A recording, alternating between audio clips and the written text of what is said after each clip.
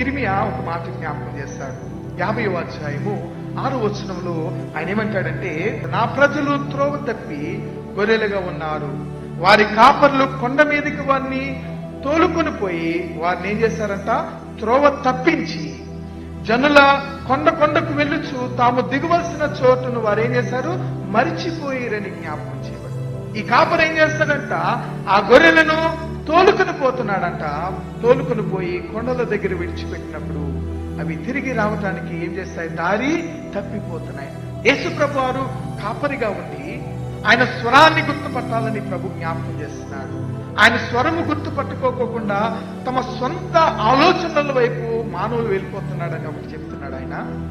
రెండవది, కాపరి స్వరము వినుకోకుండా ఇహలోక సంబంధమైనటువంటి కాపర్ల స్వరాన్ని మీరు వినటం వలన తప్పించేస్తున్నారు. వారు ఏం చేస్తున్నారు, ఆ జనులను తప్పిస్తున్నారు. వారు తప్పించటం వలన కొండకు వెళ్ళుచు వారు అసలు దిగవలసినటువంటి త్రోవను వారు ఏం చేశారు, మరిచిపోయేదని జ్ఞాపకం చేశారు. లోక సంబంధమైన గొర్రెల కాపరు వారిని సరైన మార్గములోనికి నడిపించలేకపోతున్నారు.